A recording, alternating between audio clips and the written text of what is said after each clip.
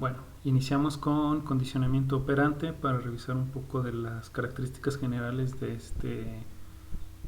esta propuesta teórica y del avance de los modelos conductistas con relación al aprendizaje. Hay que definir entonces una de las actividades que ya habíamos hecho en clase, que es el análisis funcional de la conducta.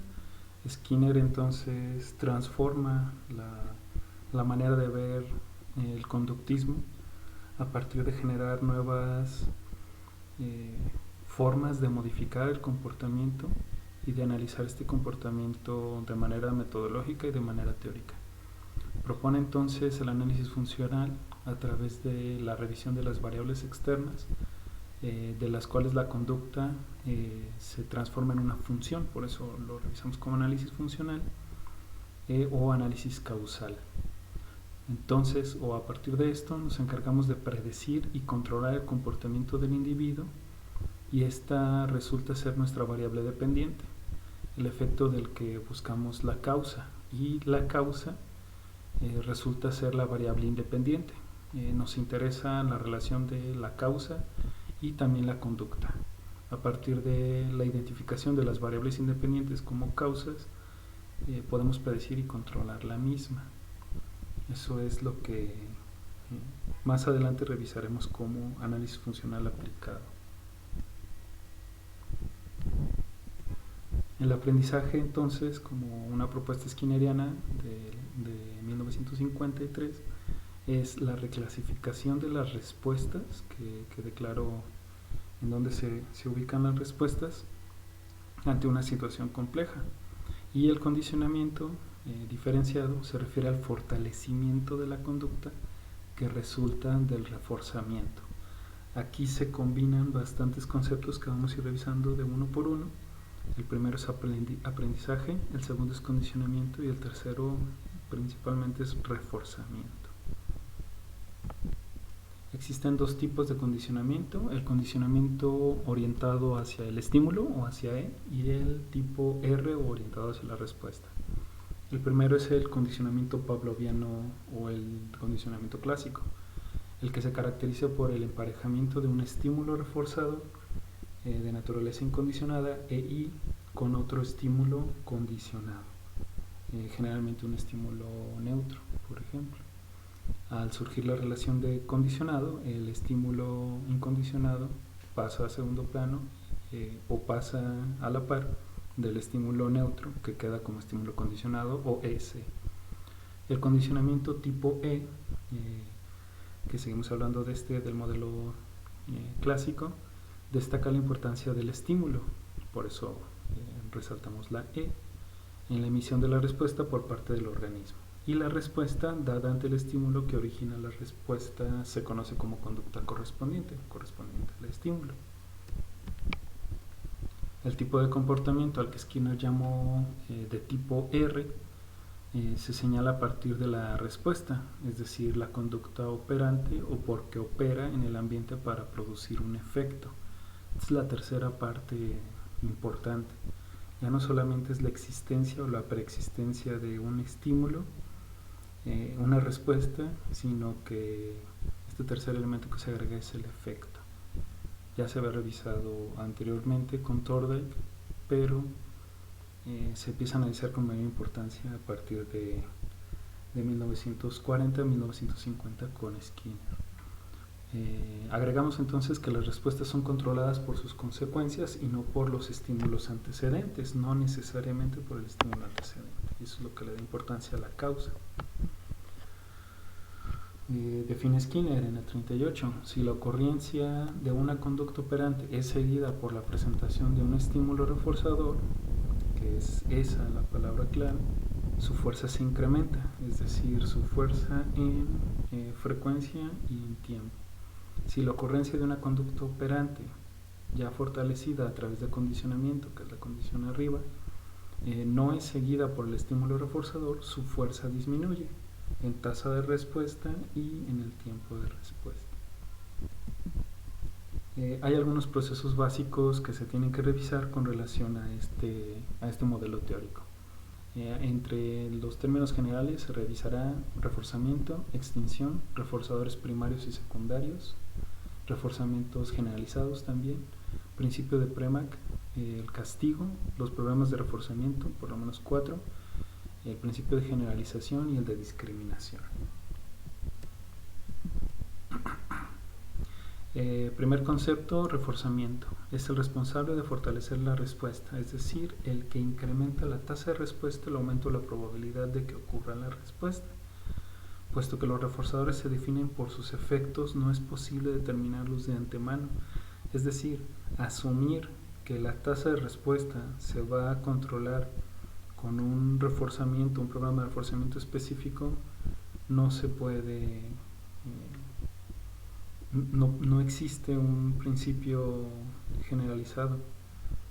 Esto siempre estará a través de la observación del sujeto específico o de los sujetos específicos para saber si el reforzador está cumpliendo con los objetivos que su asignación le atribuye como reforzador.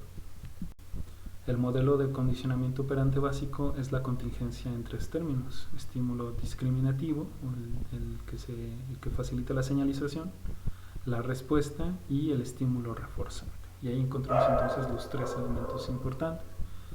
El estímulo discriminativo puede ser una luz que se emite, un tono, un sonido, un olor incluso, R, o la respuesta, cualquier forma de comportamiento que se pueda verificar, incluso verbal o encubierto, y el estímulo reforzante o el ER.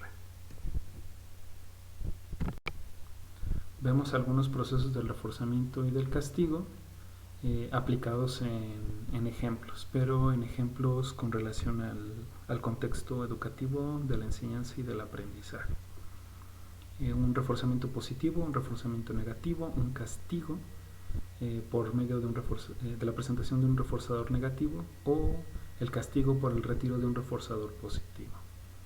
Cualquiera de estos se pueden utilizar, pero no todos van a funcionar en las diversas situaciones en las que se puedan aplicar o en las que pueda existir la oportunidad de aplicarse.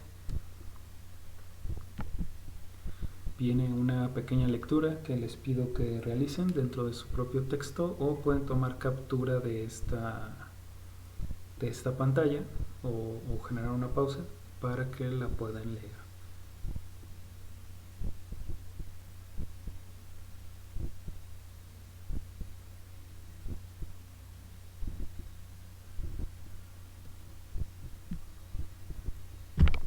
Ya revisamos entonces el concepto de reforzamiento y ahora vamos a revisar la clasificación de reforzadores primarios, secundarios y generalizados. Los estímulos como la comida, el agua, el refugio o el shelter que les platicaba desde la primera unidad se denominan reforzadores primarios porque son básicos o necesarios para la supervivencia de la especie en específico. Recuerden la condición o el estado disposicional del organismo. Si no requiere la gratificación de una necesidad específica, esto no va a funcionar como un reforzador primario. Entonces el estado disposicional es crucial. Los reforzadores secundarios son estímulos que se condicionan asociándolos con reforzadores primarios, es decir, no son necesariamente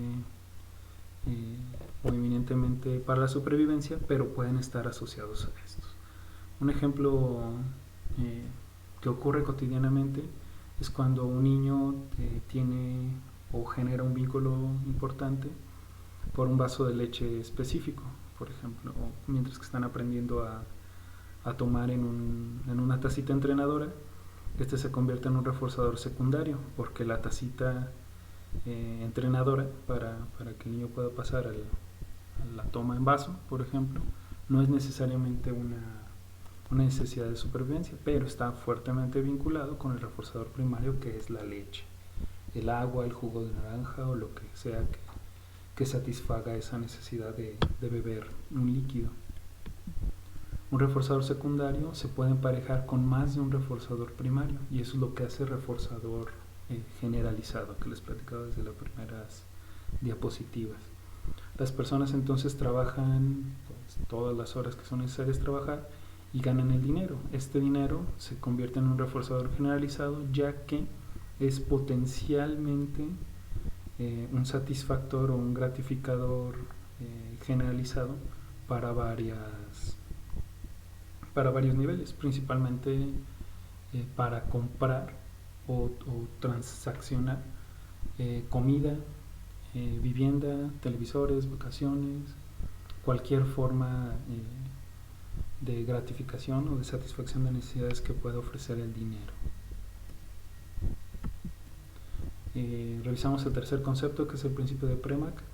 El principio de Premack dice textualmente: es la oportunidad que tiene un individuo o un organismo de participar en una actividad más valiosa o de alta probabilidad.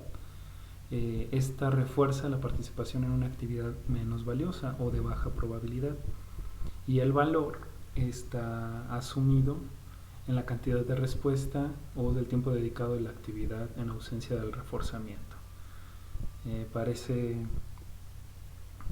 bastante raro o ambiguo, pero se pone en términos bastante sencillos cuando se da un ejemplo. Una conducta de baja probabilidad, es decir, que no ocurre en ausencia de cualquiera de los medios de reforzamiento, es estudiar, por ejemplo. No podemos generalizar, otra vez, el estado disposicional hace que algunas personas amen estudiar y estén estudiando constantemente, pero por lo general podemos considerarla como una conducta de baja probabilidad. Entonces, la forma o este principio de Premack se utilizaría para reforzar que se lleve a cabo la conducta de baja probabilidad, estudiar, siempre y cuando se cumpla este objetivo específico, un objetivo conductual, se puede entonces llevar al sujeto a una conducta de alta probabilidad, que es jugar fútbol, por ejemplo, para los sujetos a los que les gusta jugar fútbol en específico, o ir a comprar algo, o recibir un premio, o suspender justamente la actividad del estudio, o poder jugar algún videojuego. Puede ser una forma de aplicación del principio de Premack. El castigo, bastante ya criticado por estos tres modelos que hemos revisado, disminuye sí la probabilidad futura de responder ante un estímulo. Como un programa, el uso del castigo sí puede verificar esa disminución de la respuesta, lo que puede incluir entonces el retiro del reforzador positivo, ya sea que estuviera gratificando una necesidad básica en el individuo, o la presentación de un reforzador negativo después de una respuesta. Hasta ese momento pues lo podemos definir así: la disminución de la tasa de respuesta o la probabilidad de responder de la misma forma. El castigo sí suprime una respuesta, pero no la elimina. Ese es el gran debate. Cuando la amenaza o el castigo se retiran, la respuesta puede regresar, es decir, no la anula completamente. Si acaso llega a extinguir la respuesta con la probabilidad de que se vuelva a presentar, de que tenga una recuperación espontánea. Los efectos del castigo entonces son de naturaleza compleja, ya que a menudo o generalmente esta provoca respuestas incompatibles con la conducta castigada, que son demasiado fuertes para ser suprimidas. Hay una multitud de respuestas que se pueden generar a partir del castigo, y es lo que justamente un programa de reforzamiento positivo puede redireccionar o redirigir. Los estudiantes entonces que se ofrecen como un ejemplo para responder las preguntas del profesor, pero son castigados, son criticados, ya sea por el docente, por el profesor o por los mismos alumnos, aprenden con rapidez a no levantar la mano. Naturalmente se vuelven unas personas que ya no van a realizar esa conducta, que es responder, opinar por lo menos, y entonces el castigo se puede condicionar conductas desadaptadas, ya que no permite que se oriente a una conducta más productiva. En el mismo ejemplo, el castigo puede limitar el aprendizaje y crear un conflicto. Hace que el individuo tema responder, por ejemplo, o de una u otra manera no sepa qué decir. Entonces prefiera no participar, o ni siquiera pensar en participar o levantar la mano. Si el profesor a veces critica o a veces no critica, es decir, no es claro en los criterios de la participación de los estudiantes, por dar respuestas incorrectas, los alumnos nunca saben cuándo vendrán las críticas y entonces se da una situación en la que la asignación del castigo como crítica o de retroalimentación como crítica falle porque no permite discriminar qué es lo que se quiere como respuesta. Un comportamiento tan variable podría tener efectos emocionales, que es lo que generalmente vemos en las aulas, como miedo, enojo, llanto, frustración, entre otras, y que justamente estos interfieren como estados motivacionales durante el periodo de aprendizaje. Podemos checar por lo menos 4 estrategias alternativas al castigo. Una de estas es cambiar los estímulos discriminativos, ya sea que se tenga identificada la conducta a castigar o a reducir, que sería como el mejor término que pudiéramos utilizar. Podemos modificar la condición asociada a ese estudiante afectando los estímulos discriminativos. Cambiarlo de lugar, por ejemplo. Permitir que continúe la conducta indeseada. Utiliza el principio de fatiga. Permitir al estudiante que esté de pie cuando debe estar sentado, que continúe de pie y que ya no se siente hasta que se canse. Llevarlo al punto de la fatiga. Extinguir la conducta indeseable. Ignorar las fallas menores para evitar reforzarlas al prestarle atención. Es decir, ignorar completamente o no validar la conducta indeseable. Condicionar una conducta incompatible es reforzar el progreso en el aprendizaje, lo que ocurre únicamente cuando el estudiante no tiene un mal comportamiento, y entonces invertir la forma en la que se está reforzando las conductas que se quieren extinguir. Hay varias formas o varias estrategias para establecer estos principios del reforzamiento, y esto se llama programas de reforzamiento. Un programa se refiere al momento en el que se aplica el reforzamiento, así de sencillo. De estos se van a revisar 4 formas y se van a describir cada una. En un programa de naturaleza continua, un programa continuo, se refuerza cada respuesta correcta, lo cual puede ser deseable mientras se adquieren las habilidades, es decir, cada vez que un sujeto responde correctamente se le da un punto, por ejemplo. Cuando no se le da nada. Ayuda entonces a asegurar que no se aprendan respuestas incorrectas y puede ser un buen principio para el moldeamiento de la conducta. En un programa de naturaleza intermitente, en contra del programa continuo, se refuerzan algunas respuestas correctas, pero no necesariamente todas. Por eso su naturaleza intermitente. Los programas intermitentes se definen en términos de tiempo o del número de respuestas. Por eso tenemos de intervalo fijo, de intervalo variable. El intervalo fijo, siempre que hablemos de intervalos, lo que estamos verificando es el tiempo. Entonces, intervalo fijo es tiempo entre un reforzamiento y el otro permanece de naturaleza constante o en un principio constante. Siempre se aplica a la primera respuesta emitida después de los 5 minutos un reforzamiento. Por ejemplo, aparece en el programa de IF5 o programa de intervalo fijo a los 5 minutos. En el segundo apartado, en un programa de intervalo variable, justo por su naturaleza variable, puede generar varios promedios para reforzar la conducta. Acá tenemos un ejemplo, un intervalo variable de igual a los 5 minutos. El promedio puede ser -3, -2, +2 y +3. Entonces se va a reforzar entre el 2, el 3, el 7, el octavo minuto o hasta el quinto minuto. Se puede reforzar de manera aleatoria dentro de estos promedios, si se sugiere así. El programa de razón es diferente a los que vimos anteriormente. Depende del número de respuestas correctas. Es decir, si se tiene un programa de razón fija y se quieren tener 10 respuestas correctas, solo cuando se tengan las 10 respuestas correctas se va a poder reforzar esa conducta. Los programas de reforzamiento producen patrones diferentes. Cada uno de estos que revisamos generan tipos de respuesta diferentes. Por cierto, también tenemos un razón fija y una razón variable, en el caso de lo que se veía en la diapositiva anterior. Los programas entonces de razón producen tasas de respuesta rápida y alta, más que los programas de intervalo. Un factor limitante de los programas de razón, es decir, cuando se tiene medida el número de respuestas o un promedio de número de respuestas, es la fatiga, porque se agota en la medida en la que se le exige la rapidez a las respuestas, o el sujeto incluso realiza las respuestas de manera rápida. Los programas de intervalo fijo producen un patrón festoneado o un patrón con ondulaciones. Ahorita lo vamos a ver en el gráfico.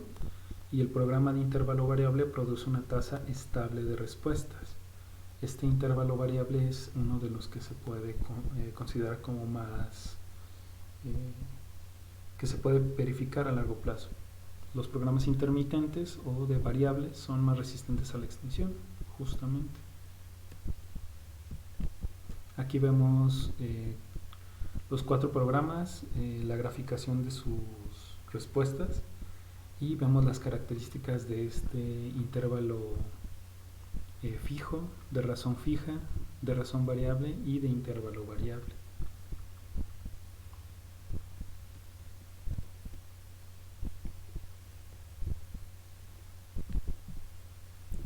La actividad que queda para esta sesión es argumentar en un breve escrito entre 250 y 300 palabras qué tipo de programa de reforzamiento se describe en el ejemplo que viene aquí abajo en la diapositiva, y que responda a la pregunta: ¿cuáles son las posibles respuestas de los estudiantes de su grupo, del grupo en el que usted está, ante este tipo de programa?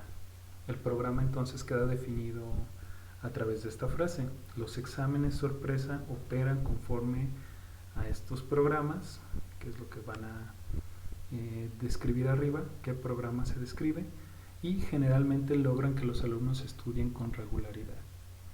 La primera es un breve escrito que describa cuál es el tipo de programa que utiliza exámenes sorpresa, y la segunda es contestar la pregunta.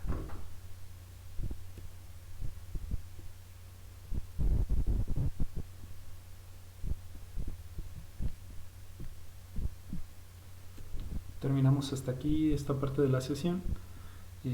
La siguiente sesión iniciamos a partir de características del modelo del condicionamiento operante para, una vez que revisemos estos principios, podamos continuar con su aplicación.